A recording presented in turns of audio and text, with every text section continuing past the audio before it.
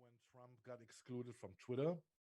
And as I said, I had mixed feelings what concerned this. I was on one part of me was happy because I know that Trump would be now terribly pissed, and furious at this time and still at the White House. And yes, I so like the thought, that this idiot cannot go on Twitter anymore.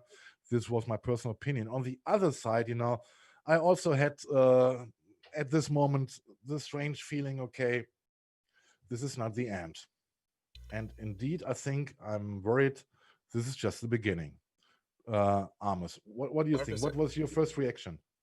Yeah, but just to let you know, I think we didn't have sound for the very start of the show. I'm getting the feedback here that Oh, okay, sound okay. went off. I think the sound is back on now. Okay, if you somebody can, okay, good. We're confirmed. Okay, We have the sound. sound is back. Can you confirm? Sound is back. Yes. All right. Okay. So let's start all over. Happy Saturday.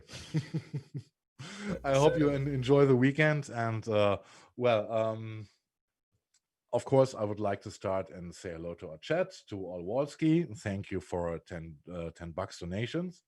And Human Love Solidarity and Chander, Dan McCartney. Hello and welcome. Well, how to start now? Well, 2 weeks ago, when Trump got banned from Twitter, uh, I was on one hand I was very happy about it, um, because one part of me was very very happy knowing that Trump would be sitting at the White House and fuming and be furious because he cannot put this crap out on Twitter. And yeah, the other feeling I had, oh boy, oh boy, what comes next? What comes next? It's just the beginning. I had the hard feeling, it's not the end. And well, Amos, same question. What did you feel when you heard that Trump was banned from Twitter? Same thing. There's mixed feelings, and the issue is I've been very acutely aware of this issue for a while. That's also why I am trying to cover that in the other show, in the progressive update, because I think this is going to be our biggest challenge of the 21st century: how to deal with misinformation, disinformation, conspiracy theories. Because now, as opposed to the past, they have a magnifier, they have an amplifier. Everybody can say whatever they want, supposedly online. They may be pushed to the corners, pushed underground, but nevertheless they can say pretty much anything, and that causes issues. On the other hand, we have, of course, to deal with our freedom of speech. So yeah, there's conflicting issues here, and that is not an easy problem to solve. Yeah. And when I did my research on Friday, I was wondering, what kind of card could I use? You got to be very careful. This is the same thing I had in mind. Uh, when I put an aggressive card on it, maybe we would be banned in advance, because YouTube, we know they're already censoring and using their algorithms to hurt certain shows. Well, I found this photo. I guess it's from World War II. If I watch the helmet, and well, watch what you write and say. And well, it was war times, but well, kind of war times is what we experience today also, right? I think at least in the internet. And we see that more and more people are getting into their are dividing from others who are not of their opinion, and everyone is finding themselves in a bubble more and more, and those bubbles makes it very difficult to get in connection again, because it is, as we know, it is not about facts anymore. It is about feelings, and this makes it very, very difficult to approach this, and yeah, and we are experiencing today, in my opinion, a kind of handicap match. We have the First Amendment, which represents the people, or what the people want to say, and now versus the government, who wants to regulate what the people have to say, and the corporations, of course, who now see they have a big chance, to get certain voices silenced, and yeah, to get maybe their audience back, to their MSM narrative, um, and we know this happened already. I think it was 2 years ago, or already. What happened to Jimmy Dore when he got smeared, and he was put in a line with child molesters, or child rapers, and Satanists, and right wingers, and it is very difficult today, um, to deal with it. And what I can say is that we don't come to a conclusion today in the show, because it has so many levels which we have to cover, and we also, it goes back into history, and it's about self-recognition. There are so many things which play into this topic, but at first I would like to show you what the American First Amendment means, or what is excluded by the First Amendment, and you see that the following things are not covered by the First Amendment. It is, for example, it is obscenity, fighting words, defamation, child pornography, perjury, blackmail, incitement to imminent lawless action, the discussion we have now with Trump, true threats. Also, another discussion we have right now. If you see some of the right wingers who were at the Capitol put death threats to members of the House, or solicitations to commit crimes. I think it is quite clear what is not covered by the First Amendment.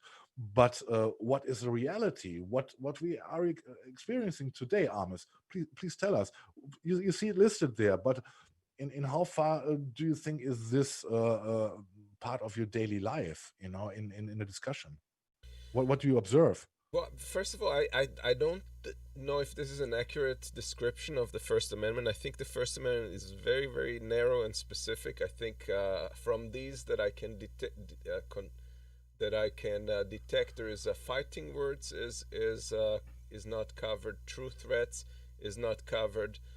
Imminent threat, um, that is definitely not covered. But the thing is that even if there is something that seems to be seditious, it's still not covered unless it has imminent danger of action. So if you say something like these people should be killed, unless it's something that clearly has an imminent threat, it's they can't do much against them. So Mhm. some of these things on the list, you can definitely take them to court for libel, or for in other ways take them to court, but it's not protected under the First Amendment per se. Oh, okay. It's to the best of my understanding. Okay, you see in the first line, in the second line, although different scholar views, it is disputed, if you want. So you got the original text of the First Amendment, but it is a question, how to define it, and this is another problem we have. That's why we Um, have to go by case law, and yes, that's yes, absolutely, yeah. yes, absolutely. And then is the question, yes.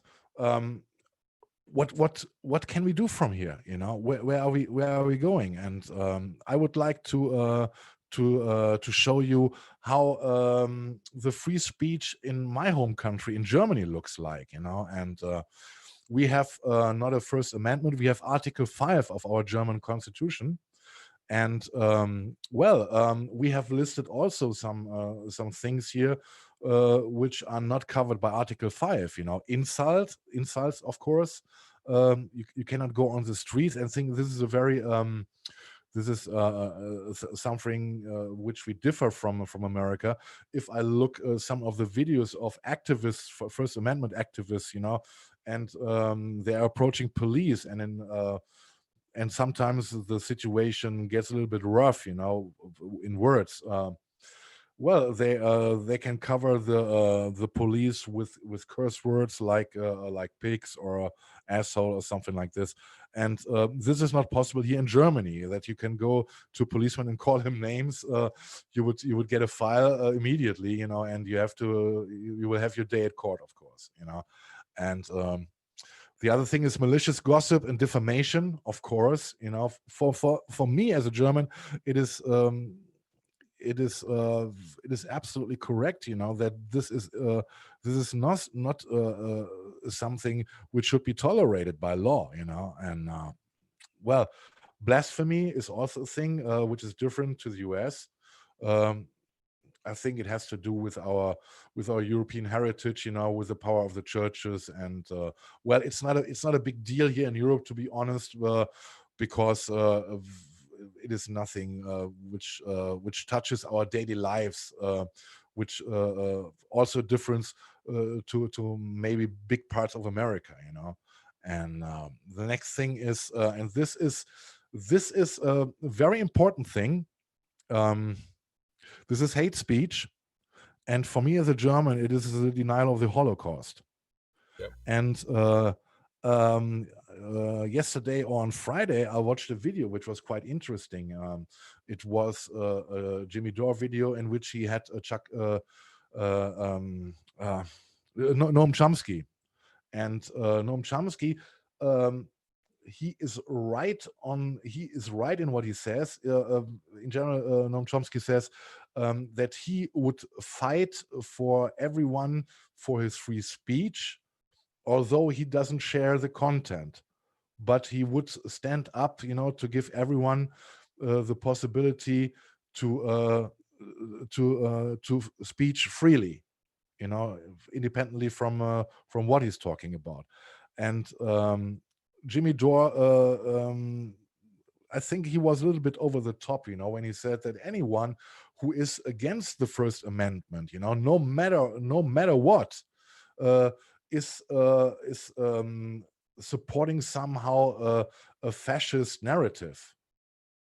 And I think in this case, Holocaust denial, in my opinion, as a German, you cannot have someone walk around the streets and tell the people that the Holocaust is a fake or is not true, and stuff like this. He definitely would have a day at court. And I can remember 2 weeks ago. There was a notorious Holocaust denier.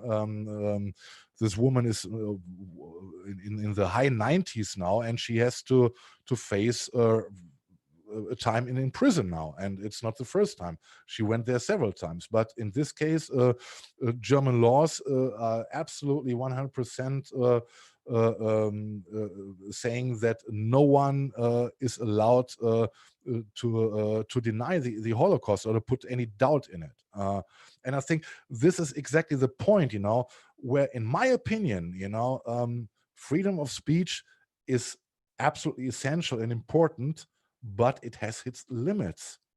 And there we have another question: where are the limits? Who gives the limits? Who protects the limits?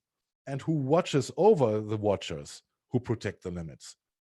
And there you can see the complexity of this complete topic. Amos, And I'm talking too much. Please no, go no, on. I also know that in Germany there is a part of the intelligence is also oriented in a way that provides a different set of allowances for investigating people who are defamatory, who are instigating fascism or racism. Right? Is this Verteidigung? I forget the name of it. There's a whole provision for that. Okay, I don't know what you're referring to right now. Well, intelligence agencies are able to investigate differently when it comes to people disseminating racial things. So This they can is, tap their I think phones. this is our German Verfassungsschutz, Exactly. who's in charge of this. Professions. He's the German Verfassungsschutz is the institution Yeah. who shelters our constitution. Right. And this and as it is a basic thing in our constitution, that we have to stand for our history, what happened here. It is important, for us, as Germans, to not allow anyone to put any doubt in it, what happened in history. Even more in those times of conspiracy theories. And here comes the thing that's part of the difference between the U.S. and Germany. The U.S. never had to experience fascism firsthand the way people have in Germany, and that urgency as to the dangers of misinformation, disinformation, and hate speech is not as crystallized in American eyes. And so it provides a justification for a much purer conceptual kind of approach to free speech than in Germany, that is perhaps more pragmatic in that particular sense. So I don't know which is more correct. You could definitely defend the U.S. approach like Noam Chomsky has, but something is amiss if you can't rein in disinformation. And there's one thing I want to put in favor of Noam Chomsky. He was saying this. You can see this in his video. He was very much younger than today. At this time, it was not like today, where facts and science are disputed. So I think when he said this, he was in the meaning, that there is still a common sense, which would lead to the truth, if you want, so to the truth in the core, right? What a topic is about in a speech. And as this is not longer given, well, I would like to refer quickly to to Billy Joasmo, I hope I pronounce it correctly. He says in chat, there are people that are called auditors that go out and test the First Amendment against police and others. And this is exactly what I was referring to. And I think it is absolutely great. And there's one guy who gets a donation from me from time to time, because I think he's so brave. He's a black guy also, and that is very difficult for black people, to approach police in general. But he knows his rights, and I think it's bravious, that he puts police in place, and say and tells them or proves them what their role is. Their role is not to be the bully in court, in the schoolyard, but to protect and serve exactly the shit what is written on the police cars mostly, and absolutely fantastic, but the thing is, I was wondering, if they can get away, putting cuss words on policemen, because I'm not absolutely not familiar with that in Germany. Here you directly get the aid, and then you get you get your fire, and you know anyway, well, let's go on. And oh, right, by the way, before I forget it, there is also, which is not covered by our Article 5, is anti-constitutional activity. And this is very interesting. This also concerns Scientology, which we here in Germany consider to be not a religious unit, but more an economic enterprise, if you want. So so this is why we do not accept Scientology as a religion here, and well, you can think about it whatever you want. I'm not a fan of them.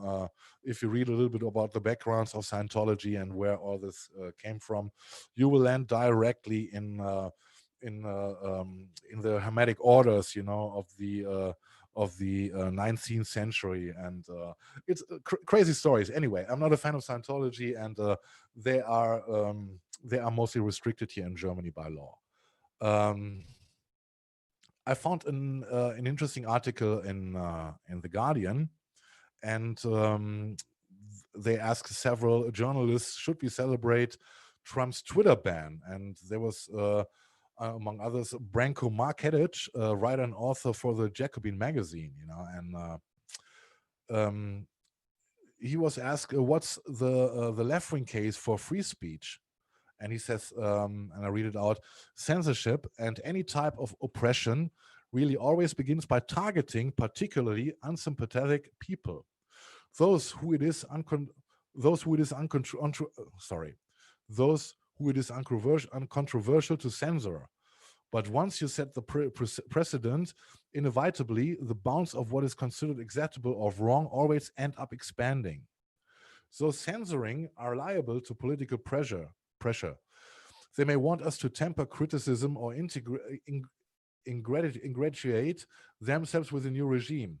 When Facebook started fact-checking due to concerns about fake news, some of the fact-checkers that got on board were from right-wing news outlets, like the Weekly Standard, a long-standing neoconservative magazine, and the Daily Caller, Tucker Carlson's old media entity. And and this is exactly one of the questions we have to raise. If it comes to fact-checking, the question is, who is checking the facts, right? And this is the first hurdle, so to find someone, who can fact check and has the trust of all sides, or of the most sides, in those days it's very hard to find, right? And he goes on, there were several instances where fact checkers from those outlets fact check stories where there was strong disagreement about their conclusions. And in 2017, when Germany purged some violent far-right websites, it also took off a left-wing website because it was an anti-capitalist website. That's an attempt to look even-handed, so it does not look like that you are merely prosecuting the right. This is exactly what I said earlier. That they will ban right-wing media if it gets too extreme, in their opinion, but they will also address the left-wingers, not to be accused to be one-sided. And this is the perfect This is a perfect chance, to get rid of all those, who don't fit into the narrative, the mainstream ones, you know. And he goes on. He was asked, so how should we feel about the Trump Twitter ban? And he says, Trump didn't really incite the violence via Twitter. He tweeted, but the people saw the speech on TV. Most important for Trump's rise was television and the massive amount of earned media and free media he got in 2015 and 2016. And this is exactly the point. And you don't hear any self-criticism of the mainstream media, especially the mainstream media. Look at, for example, MSNBC, who who, who had live footage of the Trump podium for an hour, and until His Majesty finally arrived. He got all the time. He got all the time he wanted. It was cash for him. And there is no one from the mainstream media, from CNN, MSNBC, no one of them says, hold on, hold on, hold on. What is our part in all this? No, no, no. They are looking forward and they see the chance. Now is the chance. We are putting the politics under pressure. To put out laws. Yeah, the perfect situation. To get rid of unpleasant commentators, shows. Or views in general. Yeah, to get their own narrative brought through. Amos, what do you think? Yeah, yeah, that's true. But there's when we discuss these things, and that's something that I actually criticize Dore with, because he does not, when he discusses freedom of expression, he doesn't make the distinction between news and reporting, and news and journalism, and opinions. And opinions, we can sit here and spin anything we like, any way we like, and we can have whatever extreme opinions. But when it comes to facts, there's a verifiable, usually verifiable set of facts that is either true or is not true. And if you took somebody into court for libel, that would be the basis of the lawsuit. So I don't think that it's illegitimate to ask for fact-based things that are not fact-based to experience some sort of a criticism. I don't know if censorship. They try to do criticism alongside with comments that I'm not sure that has moved the needle on anything. But I've been looking at all these recently, the QAnon threads, and X22 and all these things, and the amount of insanity based facts as opposed to reality based facts is just astounding. And if you cannot agree on the basis of what reality is, then you can't agree on anything. Of course, if I was in the belief that this country was being taken over and turned into a socialist dictatorship by Biden, due to massive election fraud, I probably would be in a different mood than I am this way. Yeah, and I do this from time to time. I try to imagine what would be my reaction if I were one of them. In quotation marks. For example, if I ask myself, what would my role be if I was born beginning of the 19th century? What would have been my life in the Nazi regime in Germany? Would I have been someone who was also a Nazi? It always depends, where you grow up, on your parents, your peer groups, your teachers, etc., the place where you're living. And if you get influenced by all those parts, it is easy today to say, I won't be a Nazi because it is not acceptable, but you got to also be in this time, you got to try to to get connected to the feelings, to the economic situation, and all the other factors which were important to come to such a terrible thing, And I'm also asking this when I was growing up, maybe somewhere in Mississippi or Tennessee or Kentucky, the home of Mitch. Um, well, being born in a family, of normal workers who are seeing nobody takes them serious, neither on the west or on the east coast, and experiencing it is getting more and more down, with my place, with my city or so, and then you suddenly you get more and more.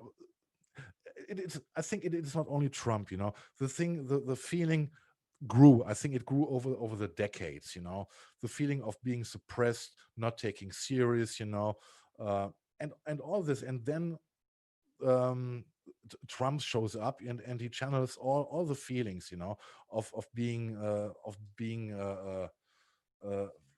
not a real part of America, if you're not on the west or east coast. And well, I don't know if I would also become a Trumper.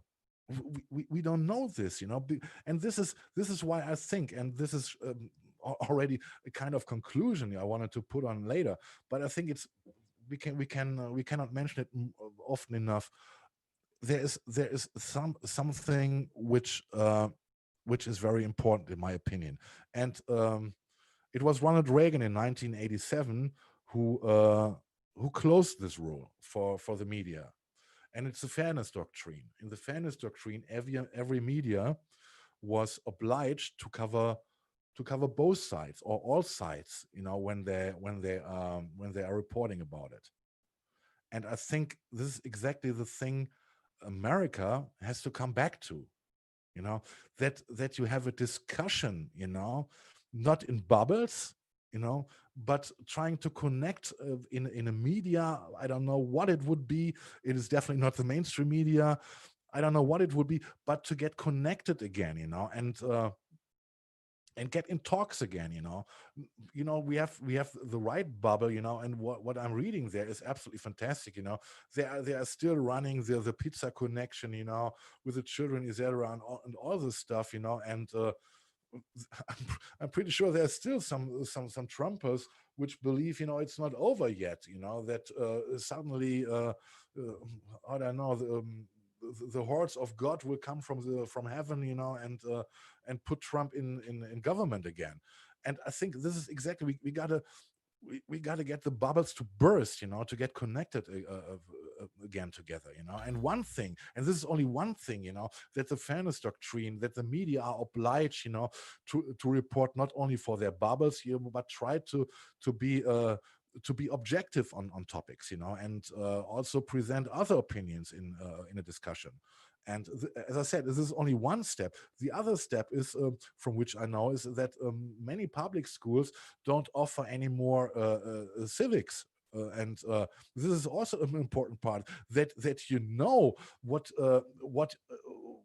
what your rights are, but what your duties are, and what you can do politically, etc. All this stuff, which would lead to get connected, which is missing today. I think there are only two minor steps, and yeah, Let me two address minor. that. Yeah, Yeah, I'd like to say something about that, because I think it's not just civics education. I think a great part of it is media literacy.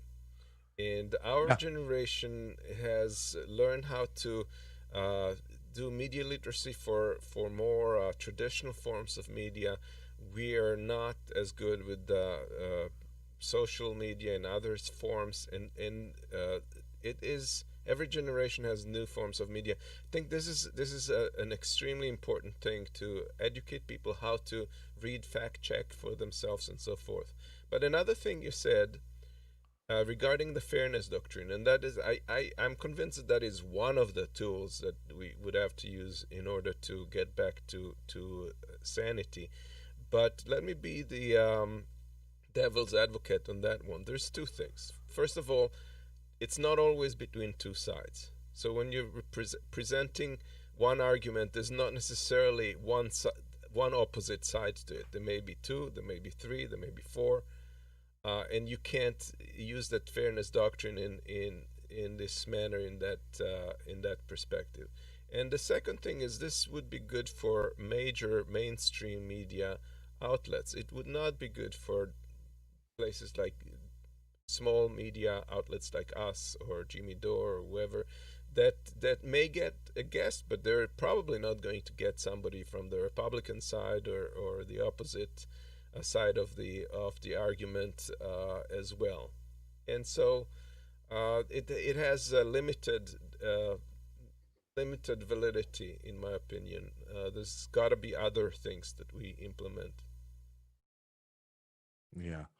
I'm just reading in a comment here in chat from Ro. Obviously, the assumption the corporation media is always true and factual, in quotation marks, is wrong-headed view. At Apple Media, corporate media spins facts. Please tell us. Well, I don't get what you want to tell us, No, but I the think I fact understand. spinning is the fact spinning. You can see is this maybe daily, Yeah, not only but if facts, you but watch facts Rachel being, Maddows. yeah, facts spinning. Well, there's a difference. Okay, so spinning is like you take a fact and you put it and you frame it in a certain way that works for your agenda, for your perspective. But This is Rachel nevertheless, Maddows. This is why I mentioned possibly, her. yeah. But the facts underneath it have to be provable. And for example, there was a whole thread that the right-wing media was promoting regarding Smartmatics. They said that Smartmatics was being used on what's the name of that company's machines? The Yeah, it was yeah. well, Domi- the Dominion. Dominion machines. The fact of the matter was that they were competitors and they were not using this Smartmatic on Dominion machines. And the only place they used Smartmatic was in one county in the United States. And now they're being taken to court on basis of that, because that's a clear fact. They could have checked it. They did not. They chose to misrepresent the fact, and that is the issue. If you start doing that, then you get to very strange and odd places, such as QAnon's theories. Yeah, and yeah. Well, let me see if we got another comment here. I found another one, but I lost it. Anyway. Oh, yeah, here it is. Al Walski, media moguls should not be permitted to censor free speech. There should be a neutral, objective arbiter. And this is, I agree, but who installs this neutral arbiter? Normally, politics does it, right? And there it is again, there's also a danger that you would have a kind of Supreme Court for social media, for media in general, that it would be misused by politics again, and it's difficult. Amos, what do you say? Do you see an option, for a neutral arbiter, to get in place? Yes, and that goes back to something that I've proposed to Branko Marcetic, the guy who wrote those things earlier. We quoted, and maybe I'll run this little clip now. That was an idea I floated, and they responded to it. So let's see. And just to remind everybody, it's not a position that necessarily these media companies wanted to be in. I remember, like in 2018 or 19, Zuckerberg was being questioned about it. He was reluctant to introduce any censorship, and he was attacked because he was reluctant. Here's what he said back then. Mark Zuckerberg doubling down on Facebook's controversial decision not to fact-check Facebook ads from political candidates. We think people should be able to see for themselves what politicians are saying. At a carefully orchestrated event at Georgetown University, Zuckerberg used teleprompters to give a 35-minute speech on freedom of expression, revealing for the first time how close he came to banning political ads entirely. I've considered whether we should stop allowing them altogether. From a business perspective, the controversy certainly is not worth the very small part of our business that they make up. Last month, President Trump's campaign stirring up controversy for using the platform to share misinformation on Hunter Biden in Ukraine through a campaign ad. Now, the Biden campaign striking back on Zuckerberg's speech, saying his choice to cloak Facebook's policy in a feigned concern for free expression demonstrates how unprepared his company is for this unique moment in our history. After Zuckerberg invoked Martin Luther King Jr. for freedom of expression, Twitter lit up with this critique from the civil rights leader's daughter, Bernice King. I'd like to help Facebook better understand the challenges MLK faced from disinformation campaigns launched by politicians. These campaigns created an atmosphere for his assassination. The war of words comes as Republicans rail against Facebook for allegedly censoring conservative views. Tech censorship. Zuckerberg saying this to Dana Perino on Fox News. Kamala Harris has said that she thinks that Twitter should shut down President Trump's account. Do you think that's a ridiculous idea? In a democracy, I don't think that we want private companies censoring politicians in the news. And we all know this is where it went. So, yeah, it's a very tricky thing. But if not the social media companies, then who should be in charge of that? Do you think that perhaps there should be another branch of government that is journalistic or informationalist or whatever you would call it? So you would have executive, legislative, judiciary, and informationary, and you would have people who could be elected based on their ability to for objectivism and professionalism, and we would have to trust them. Or is that also too close to government? Or should there be like a third-party crowdsourcing system where people would just the public would decide what's correct and what's not?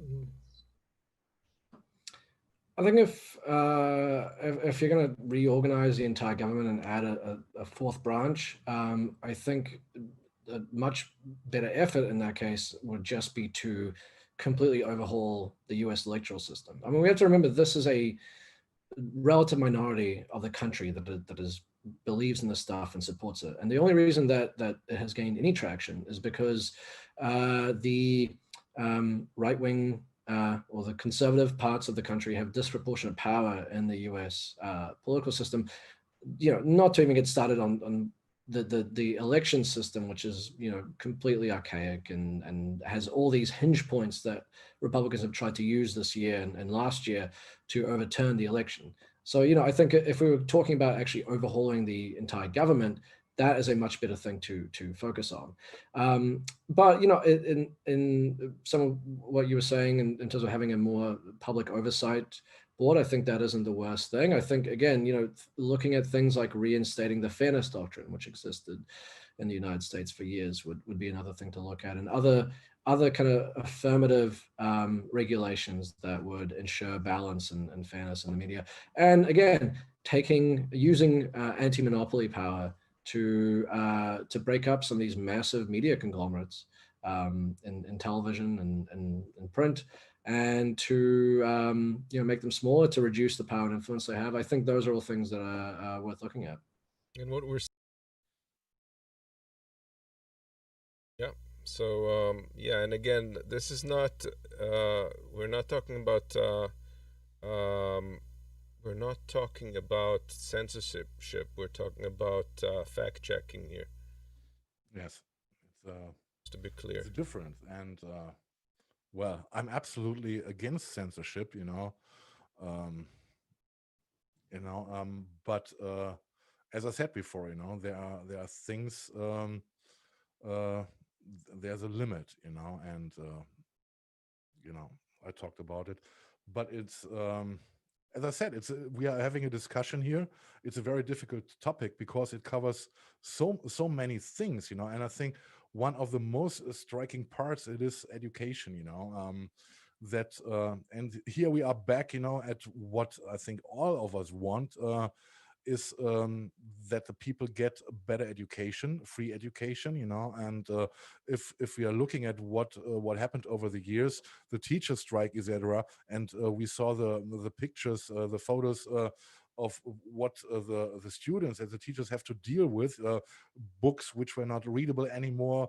The teachers had to buy a pen and paper for their students, etc. This is absolutely the thing, if you cannot give the if you cannot provide the education, an unbiased education, well, then it's very difficult, to distinguish facts from fakes, etc. And it is all everything is connected with everything in this discussion. And as I said, it is nothing which came up with Trump in 2016. It was cooking for a very long time before, and that we are now talking about the in how far free speech is touched, shows that it was a long process, to come to this point, that we are having this discussion right now. And another thing is, and I think it might be an American thing, to look forward. This is one thing which also got you in progress in many parts, but on the other hand, if you don't examine a history, then you cannot take much from it to learn from it. And this is I'm addressing to the Republicans who are coming since Trump is out now on stage and proclaiming that we should all sing Kumbaya right now and look forward, and everything is forgotten what happened in the past. This won't work. You got to confront with what happened and take out of it what it taught you, right? Amos, what do you think? Yeah, I agree, and I wanted also to respond to Rose's assertion. He says you want a government agency to be the arbiter of facts, not a smart plan. It's straight out putting the fact police in charge. Well, yes Right. and no. I don't know what the answer is, but here the argument would be we have like a judicial system. If it wasn't politicized in this country, it would work pretty well if it was purely a professional institution where people get educated in how to fact check, and then they would provide it as a service to the public and indicate in each case what the level of truth of each piece of news is. It would be part of the stream. I don't Yes. know, that might be something that would, it wouldn't stop misinformation from going out. It would attenuate it to some level and put it in a more realistic perspective, perhaps. But the question is still, and I can also understand the criticism, if independently, what kind of agency institution you would put onto to check what's going on social media or independent media. So let's refer to social media. The question is still, who watches the watcher, and we know that everything, gets politicized in some way. And this is the danger, and this is exactly the question. This is the discussion we are having here. How can we move forward? Without losing anything, but to make sure that we are moving forward on facts. By reviewing what happened in the past. Because this is the only thing to learn from things. If you only look forward and think, let's all forget what's in the past, you don't take anything valuable out of it, and it's only, yeah. Yeah, And and we agree that it's a very complicated topic, and it's definitely not the last time that we would that we will talk about this, but at this time, and I thought a long time about it. There's also the difference between Germany and America, but I see it also develops in a wrong direction here in Germany, and I think it might be even worse here in Germany if we wouldn't have those restrictions in our German laws.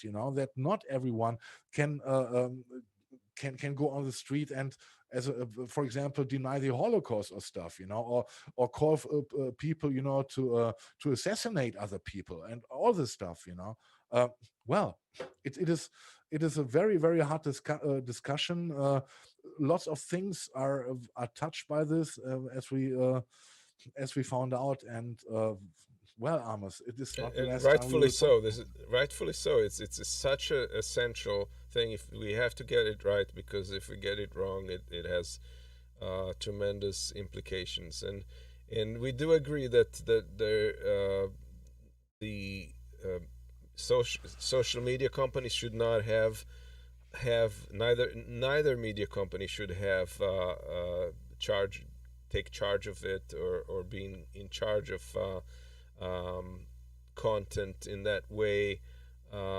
And I don't think that they want it either, as you saw in the clip that I showed. That wasn't something that the media companies necessarily wanted to have on their hands. They'd rather just make money. It's just a of pure course, headache on their. And the Zuckerberg clip, come on, you cannot take Zuckerberg for serious. That he doesn't want to influence Facebook and freedom of speech. This guy is only about money. It is money. It is money, and that's why it's such a headache for him. He'd rather not deal with it. Yeah. But no matter what they do, we'll be on their case. Now that they're taking actions and blocking, we're attacking them for blocking. If they didn't block, we would attack them for not doing anything. The fact is, we don't have yet the system in place to properly address misinformation, conspiracy theories, and so forth. So this is something to keep an eye looking forward. Yeah, and here's another comment from Al Walsky. Public education should include civics and POD, problems of democracy, to make students aware of the rights, responsibilities of good citizenship.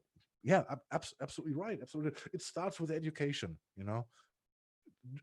if people know, you cannot bullshit them with fakes, right?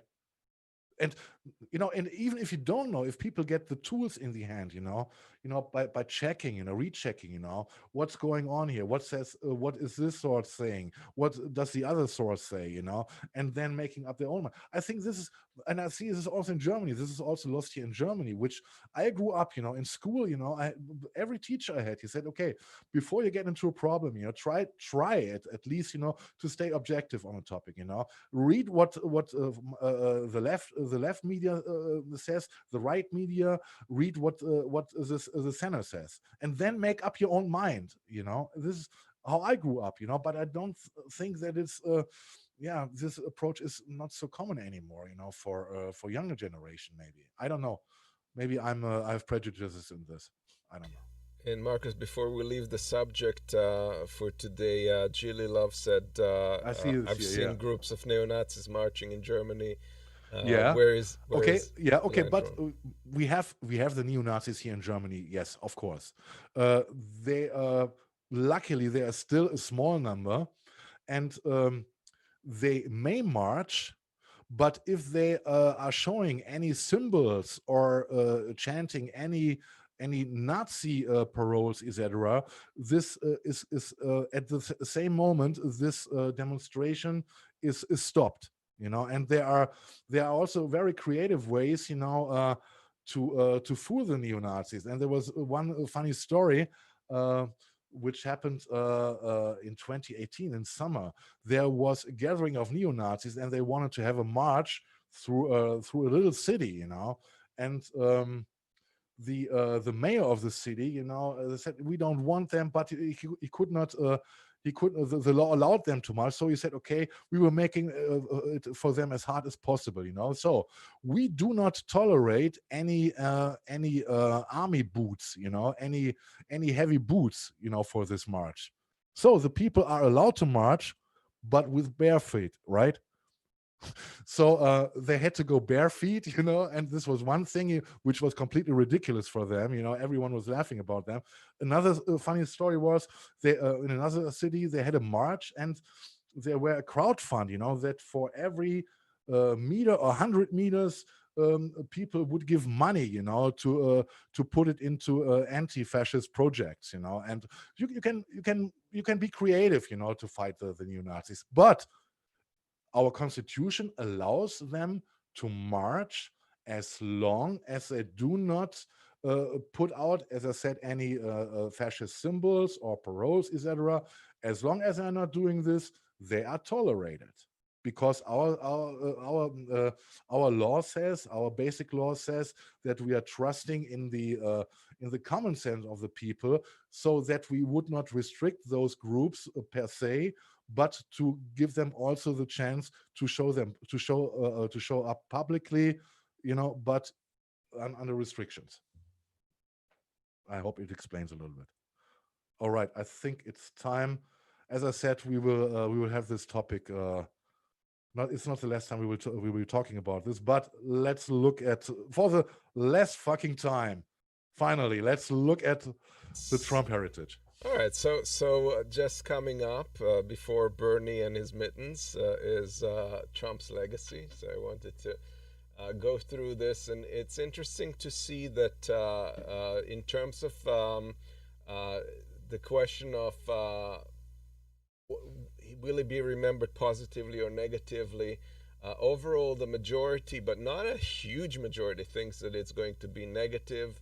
And when you're looking at Democrats, is of course just a sliver that thinks that he's going to be remembered positive, mostly negative or very negative. And with Republicans, it's astounding that about a third of Republicans think he was the best president after all of this. So something to keep in mind. And here you can see how the graph delineates in terms of thinking about about the way things are going in the country, and you can see that we're plummeting. So that's not good news. And finally, think about the coronavirus.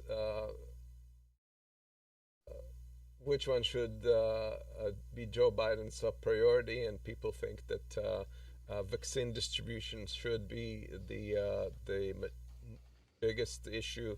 Financial relief is the next one for small businesses, and then direct payment 13%. When you look at the Democrat and Republican responses, the second and the third flip, they actually believe on the Republican side more in helping businesses, and in the Democratic side they put more weight on helping individuals directly. And so this is from Opinion Today. This was written by Ezra Klein. And he says, today the best hope Biden has of bringing the country together lies in policy, not rhetoric. As I write in my column this morning, he needs to make people's lives better and fast. And this is something that a lot of us have been saying. It's not about talking about unity. It's not about repealing Trump's executive orders. It's about really making a change to the middle class and lower middle class. And then he goes on and he says, the central tax cut in the 2009 stimulus was designed to be invisible. The Affordable Care Act didn't begin delivering health insurance on a mass scale until 4 years after its passage.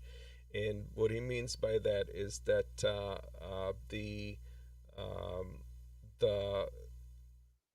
when the Democrats were designing the the tax cuts, their idea was not to have tax cuts that you would feel, and if you didn't feel that they were coming, you would just simply see that your bank account was had a little bigger, and you would go out and spend that money. And that's what they wanted. They wanted to increase the circulation in the market. But that backfired because nobody noticed that they actually did tax cuts.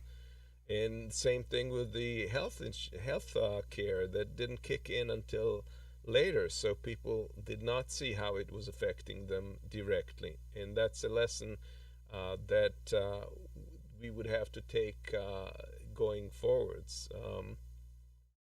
And then he also said both policies were too small to solve the problems they confronted, in part because the congressional Democrats thought voters cared more about legislative price tags than actual outcomes.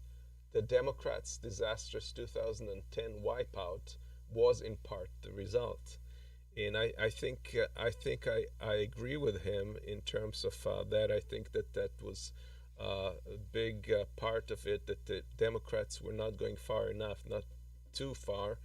And that's another lesson we have to learn. I think we, and Bernie and others, understand that we have to do very big changes in order to have impact, so that they're able to retain the Congress in 2022. What are your thoughts, Marcus? About Trump, I have absolutely no thoughts anymore. I'm just happy that he left. At least about that he had the nuclear codes. We don't know what in his crazy mind was going on, but my expectations about Biden, as you know, are pretty limited. Well, I was looking meanwhile at the next slide, and I think it was very interesting. Continue with the next slide, and I will tell you my thoughts about this. Which next slide? You're talking about? I'm sorry. So you were already. Slide 28. 28. If you can put it on again. Yes. Because I think this is very interesting. 48%. Think it's important to have the vaccine distribution. Yes. I think it's not only the vaccine distribution. I think it is connected with healthcare. Because this is the exact same topic. It's about health, and it would have been such an easy win. It would be such an easy win for the Democrats if they would have the balls to install a single payer payment, including with a speedy vaccine distribution. It would. The Republicans could go home to Florida and do nothing the next 4-8 years, because the Americans would be so grateful to the Democratic Party forever to have done this. No one would waste a thought on the Republicans anymore. But the reality shows it's different. I think it's a battle that's coming up, but it's not encouraging to see Biden's move at this point, because they've pushed the $2,000 check or whatever, like the remaining $1,400 check. They pushed it to March, where everybody needs it now. And second of all, he now, as part of the COVID treatment, he approved giving out, subsidizing private insurance companies for health care, which is further cementing the Obamacare approach. Yes. And that would have been a perfect opportunity to move to an open, if not a Absolutely. Medicare for all, to an open option, to a single payer option. And they have not done so. So it's so far not been very encouraging in that regard. No, absolutely not. And we are looking back, even more disappointing, the vote on Nancy Pelosi in this connection again. if you see those numbers. I think there's going to be other opportunities as long as they're willing to put yeah, their life. when, yeah, exactly. Yeah, we hear this. It is not now the time, but when is the time? Nobody knows. Yeah, it was a mischance, a big mischance, and we talked about this a lot. But I think 48% speak volumes if you compare it with the other with the other figures here. Financial relief to small business has, I think, is still a lot, but only 24% in comparison to the 48. Double want the vaccine distribution, and I guess in connection with a decent healthcare system. Yeah, and as far as Trump's own personal legacy is concerned, I think he's left behind an image of the Capitol and in smoke, and a complete disastrous disastrous media landscape or ecosystem where things are just completely out of disarray. Nobody knows what is true, what is not. There's a lot of disarray in Congress, people wearing guns into the chamber, a disastrous amount of chaos as far as his legacy. He himself is probably, I don't even know where he's going to live, because he has 67 court cases or something like that pending in New York State. If he was clever, Florida, he would go back to New York. If he goes to Florida, they wanna. There's his neighbors don't want him there. There's a part in the contract for his purchase of Mar-a-Lago that disallows people from living 21 days on the premises, more than 21 days a year. He can't even go to his golf course in Scotland because they've Nope. Nicola Sturgeon, the minister president, already said, we don't want this motherfucker here. And they're having a lawsuit against him where they may confiscate the golf course, because if he can't prove that the money was not money laundered to purchase it, they're just going to impound it. So he's not doing. He's due hundreds of millions of dollars in debt next year. I don't know. In front of his personal life, there's so much coming. You know, there's Deutsche Bank with 300,000 with 300 millions, so much. And I heard, you know, there was only one resort he got a little bit gain from in the last year. It was Mar-a-Lago with 24 million, I think. For one reason. All other controlled branches from him were deficitary.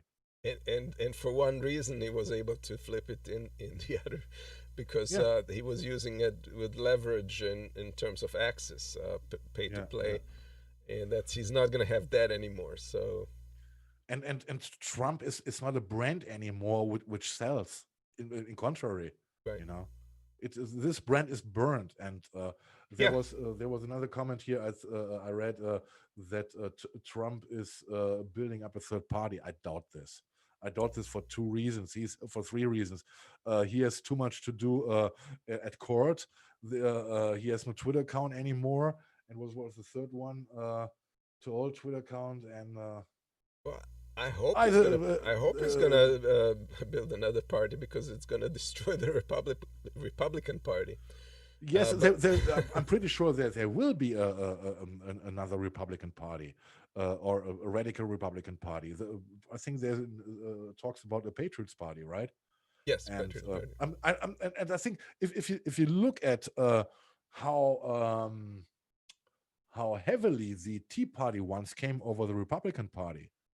I think it's more likely to see a Patriot Party than a People's Party. Yeah. You know? And, possibly, yeah. Yeah. Because they are driven by hate, you know, and hate can get people activated, right?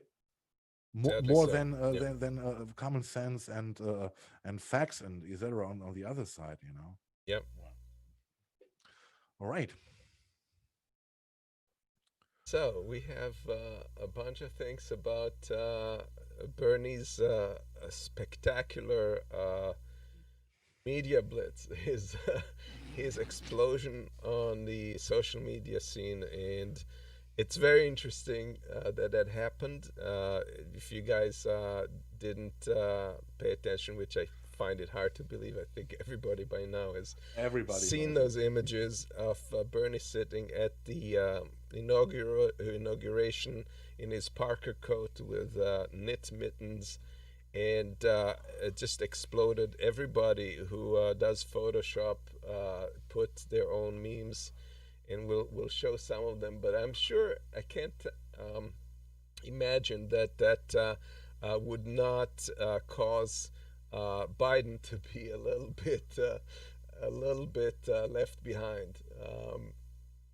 And after all the inauguration and all the executive orders that he's done, who is in the most in the media is Bernie.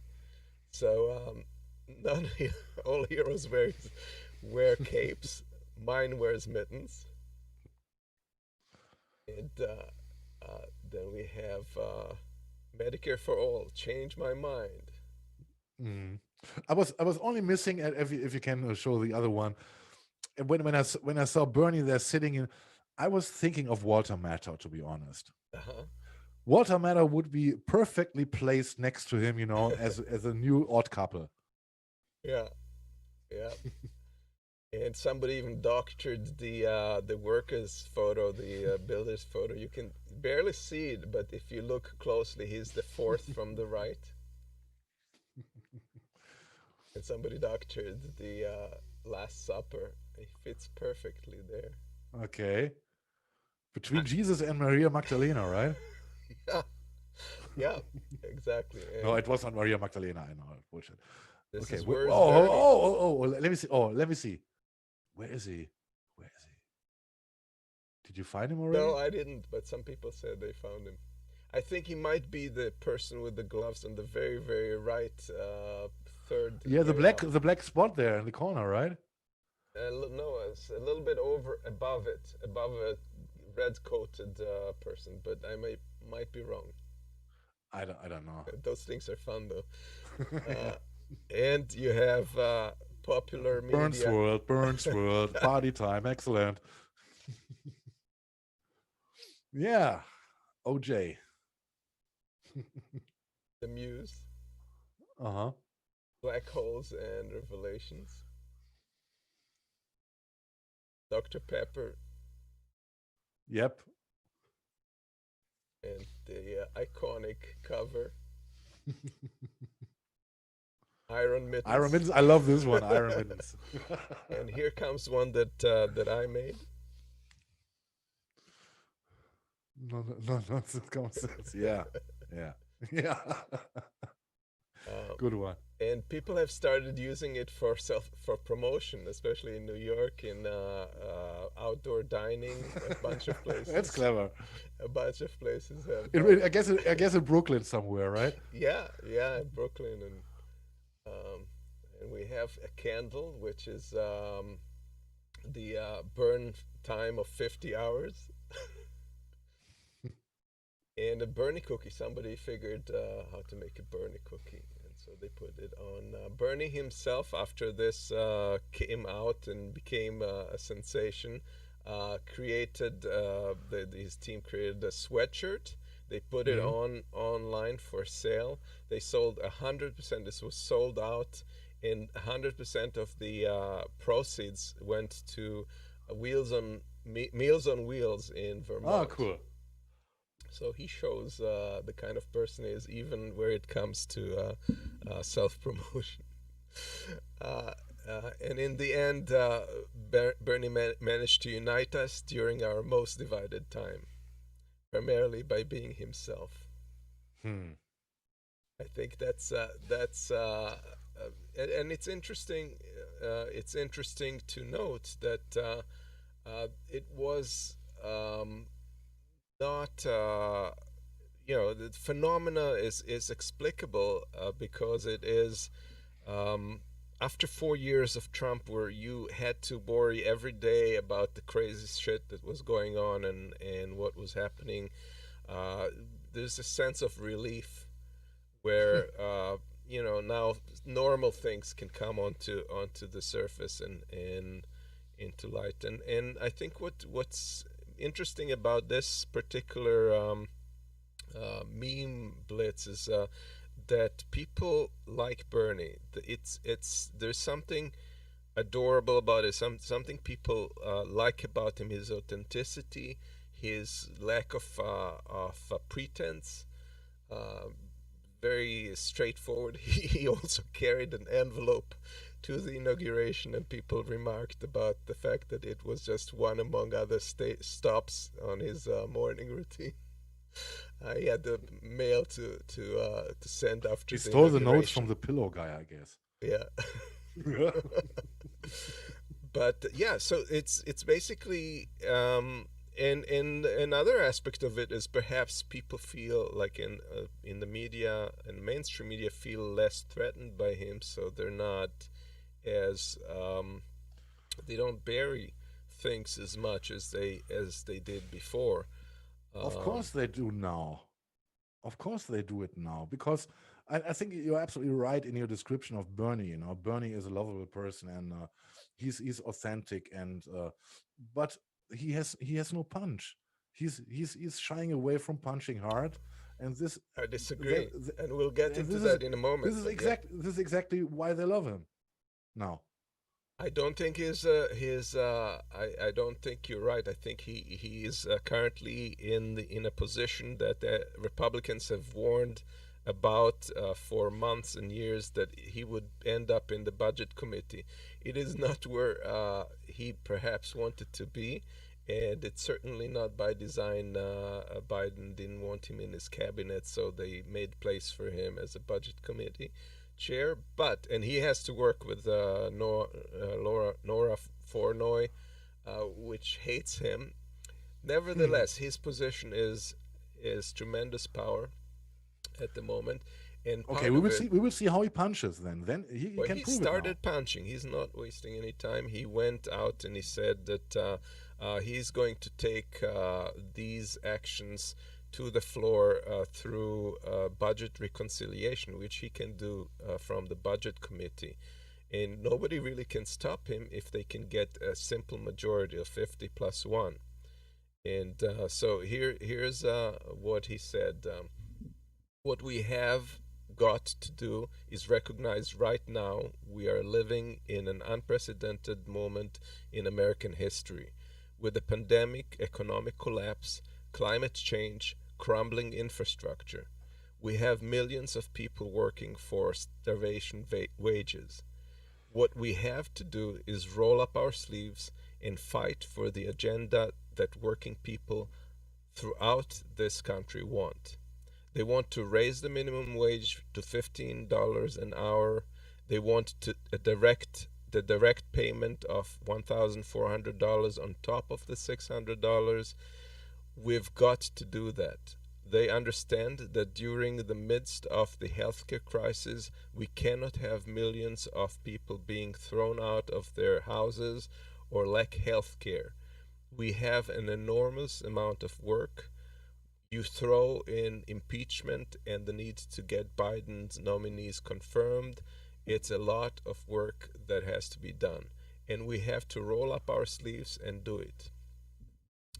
And what's interesting is that he was already discussing how he's going to incorporate the things like not just the $15 pay, but far greater. I forget all the issues that they're on his table, but pretty progressive agenda. And the only thing that can stop him if he does that is Congressman, Senator, or Blue Dog Democrats such as Manchin. And we'll see where that goes. I think that the Congress can, even though they're not part of the Senate, they can sweeten the deal for Manchin in other terms in order to get him on board. They'll have to be very smart and calculated and strategic, and we'll see where it goes. But I am certainly on board with Bernie's approach, as opposed to waiting for Republicans to um, join in unity and collaborate. I think his approach of giving them a time window to do so is good. And I think that ultimately they should have the opportunity to pick whichever portions of it they can get behind so they don't completely lose faith. Because if they are not part of that, they will be seen as obstructionist in their own constituencies. And that's not somewhere that they want to be in. So they may oppose the overall push, but they may want to join in on sections of it, such as the Czech. I don't know exactly which parts they may see themselves on collaborating, but I think that we'll see what happens. It's an exciting period of time. I'm more optimistic than pessimistic. We'll see. We'll see. And there was a comment by Al. Al Walski, Bernie is best at taking rather than giving punches. He plays by the rules. And this is exactly the only thing yeah, bad in quotation marks I can say about him, you know. And yeah, that he has no punch. But he can prove it now. We will see how he does in his new office with all the power he has now, and yeah, we will see where it leads. And remember, he was never in a position of power because the party was not in a position where they could do anything. So neither was he, and this is a very different scenario. So yeah, we'll see. Nina. And Nina, I have a little clip from Status Quo, Jordan Sheraton interview. The interview, yeah, I watched it. Yeah. And I found one particular excerpt interesting. I wanted to share it with you guys. So here goes. There's been a big battle royale in the progressive sandbox over the last few weeks over forced to vote. A lot of names being called on all sides, sellout, frauds. I don't really participate in that. But I want to ask you, if elected, by my math right now, Nancy Pelosi as House Speaker has a narrow, I think it's 4 or 5 seat majority. Progressives in the House, obviously the Progressive House Caucus is about 100, but let's just say capital P progressives have about 9 or 10 right now. I think 9 or 10 in a unified bloc, whether it's Medicare for all or other priorities, can, frankly, make demands of House Speaker Pelosi, which, frankly, you look at the UK Parliament, you look at other governments, that's just common practice, if you, based on the numbers, you negotiate or make demands based on your leverage, your power. But it seems like that has not happened yet among the progressives in the House. If you come in, do you think it's a radical concept that they say, no, we're not giving you votes for X, Y, and Z unless you give us, A, B, and C? I mean, that's how the political business is done. No, it's not radical. It's right on time. People are dying and losing their livelihoods. And I'm not the best at using analogies, but let me just say that I want your viewers to think about if they were drowning. Do you want somebody to say, I'll get to you in March or I'll get to you in April? If you are drowning, you need somebody to jump in there right now, radically jump in there and save your life. That is the moment that we are in with the ravages of this global pandemic that has not been tamed yet. It has not been tamed yet. So imagine that you were drowning even before the pandemic. And I mean, man, you going over and over again, and you need somebody to jump the hell into the water and save you. That's the moment that we're in right now. And yes, the progressives should leverage. Absolutely, they should. And the Congressional Black Caucus and the Progressive Caucus all together. I mean, can you imagine? I can imagine this. Like, I've been playing this over in my head that I would love to see all of those caucuses come together to say we are going to do what is right, not what is. But this should be easy too. But I'll just say let's do what's right and not necessarily politically convenient. But it should, in this case, though, Jordan, I can't even. This is right, and it is politically correct to say that you're gonna save the American people. I don't understand what is the problem. I don't understand. This just does not compute for me. So I just have this wild vision in my head that the progressive and the Congressional Black Caucus will come together and say, you know what? In the words of Fannie Lou Hamer, enough is enough. We about to deliver this right here. Don't know what else is going to happen, but this right here, we're going to deliver for the American people. It has to happen. Yeah. And I can imagine that Nina is playing this through in her mind over and over and over again. Yes, I can.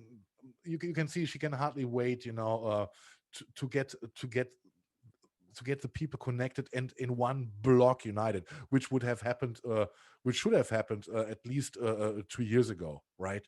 At the same moment when they were elected, they should have connected and built a block, right? Yeah. Yeah. And Nina, it's yeah, Nina.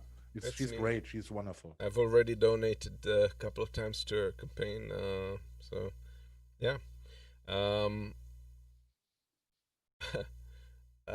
so yeah, I by the way, yes, Bernie was. I was corrected that Bernie was in the Senate during Obama's years, and that is true. But he has not had the type of power that he has now, the type of backing. So well, let's just see. Let him work his magic. Yeah. So let's have a look at our weekly satire roundup. And yeah. And there we see, the cancel culture term. You can talk, you can think about it, whatever you want. Yeah, well, but the graphic, the joke is quite fitting. Yeah. Yep. And along the same line.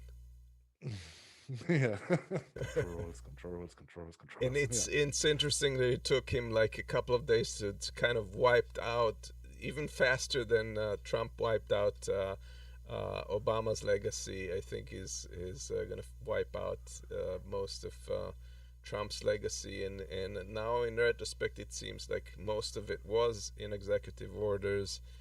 And not a lot of substantial legislation has been passed, so that's encouraging. Well, Yeah, the only thing I'm very surprised is how fast they could disinfect the White House, and yeah.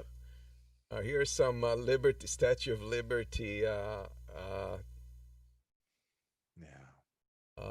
And those are the tears explained. Is it gone yet? Yeah. And this is 2016 versus 2021. Yeah. This is the 5 note years. that everybody wonders what the note was that Trump left to Biden. Yeah. I would not be surprised. And here. Yeah, and first of all, Trump never wears his suitcases on his own. Of course. And then, but he's right. Wait, you forgot to show us your amazing healthcare plan. he never. Well, I think if it was so great, he could make. Yeah, Trump. No, it's supposed to be. He didn't want to distract people with his healthcare plan. Yeah, and this is a discussion we already had today. Twitter and we will Facebook. continue to have. Batteries, yes. This is one take. And this is the historian with turning the page on the ink-blotched mess that Trump's administration was. And that's all, folks. Outro. Here's one about Biden versus Trump's approach. And now it's a matter of concern. Hundreds of fact-checkers are laid off after new press secretary fails to lie in first briefing.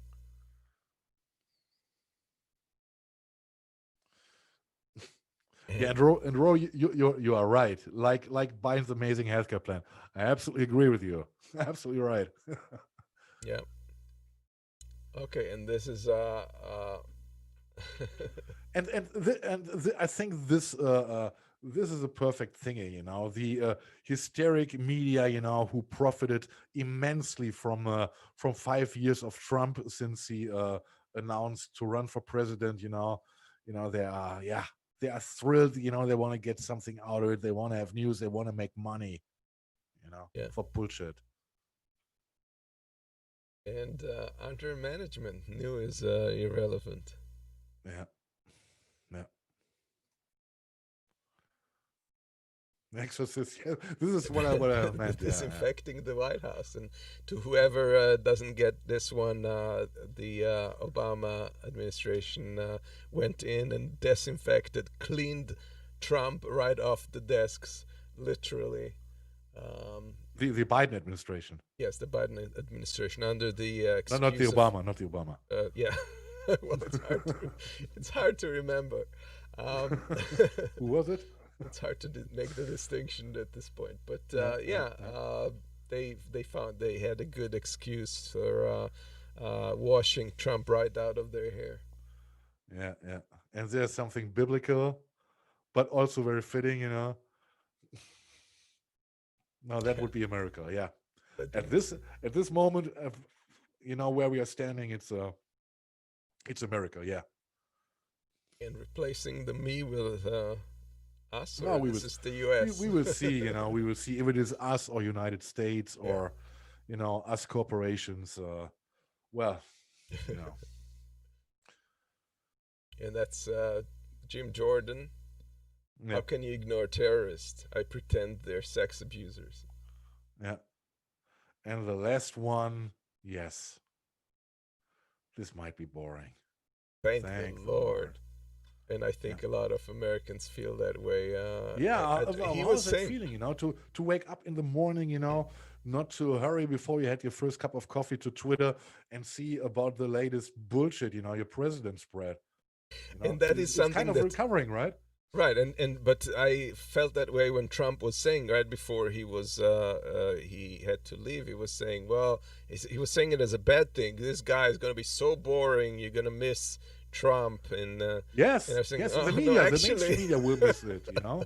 They made big money out of him. Yeah. That's it. Yeah. Guys, that's already the end. As already said, we don't have an outro song because YouTube, we are fed up with this shit, and it doesn't make sense that every time Amos has to cut out the video we are running to get out, and it's boring, and it's another point to discuss. It's another thing, about using stuff on social media, it's a never-ending discussion. What's going on social media? What's the future of it? And guys. All right, so that brings us back to the end of the show, and I hope you tune in next week, and I probably will have a guest on Tuesday, but it's not confirmed yet. We'll certainly be here back next Saturday for another episode of No Joke. Feel free to share our program. That always helps, and we hope you enjoyed it.